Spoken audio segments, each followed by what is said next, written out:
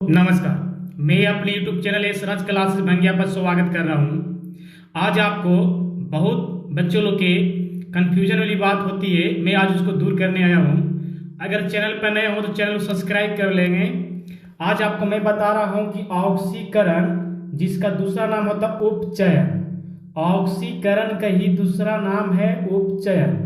ऑक्सीकरण किसे कहते हैं, क्या है, क्या इसमें होता है, इसको पूरी जानकारी हम लोग पढ़ेंगे इस वीडियो में। कई बार आपको एग्जाम में पूछा गया प्रश्न है, 2 से 3 नंबर पक्का पूछता है, अब तो 3 नंबर पूछ रहा है।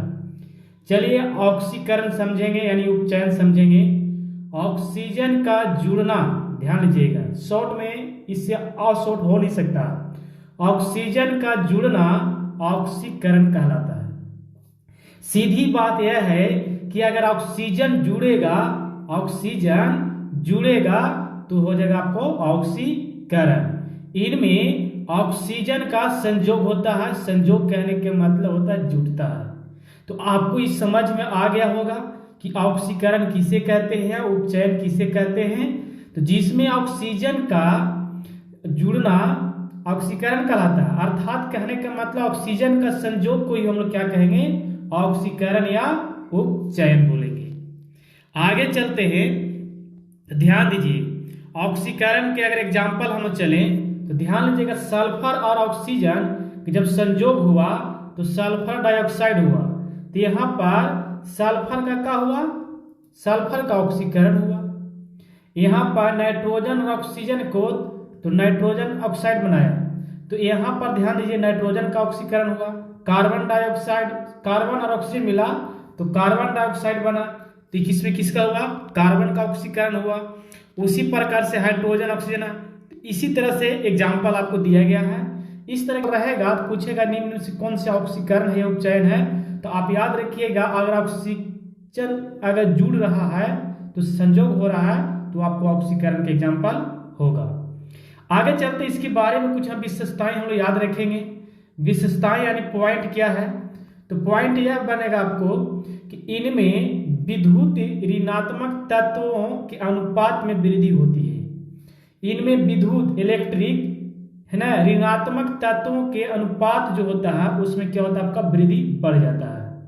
और ऑक्सीकरण उपचयन की क्या विशेषताएं हैं, गुण क्या है, तो इनमें विद्युत धनात्मक तत्वों के अनुपात में कमी होती है।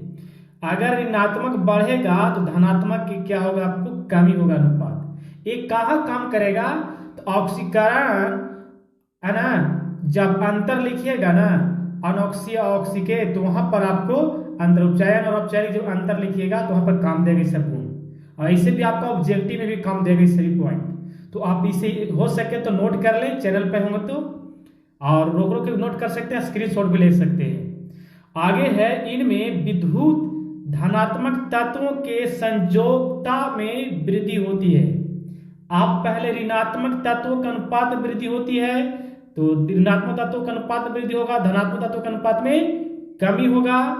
और ये जो है विद्युत, इसमें विद्युत धनात्मक तत्वों को संयोजकता में क्या होता है, वृद्धि होती है।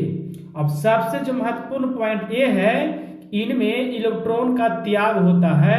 ये आप याद रखिएगा, ऑक्सीकरण में इलेक्ट्रॉन का क्या होता है, त्याग होता है, लॉस ऑफ इलेक्ट्रॉन यानी ऑक्सीकरण।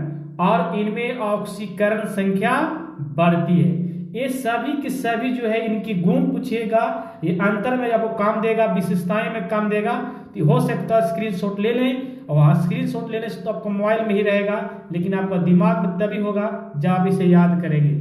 तो हम तो कहेंगे इसे नोट कर ले कॉपी में, और अपने एग्जाम के समय भी रिवीजन करके जाएंगे, ताकि आप चयन और उपचयन जब अंतर आएगा तो वहां पर काम देगा। तो इस वीडियो में इतना ही। नेक्स्ट वीडियो को अगर देखना चाहते हैं तो चैनल को नए हो तो सब्सक्राइब कर लेंगे। थैंक यू सो मच, धन्यवाद।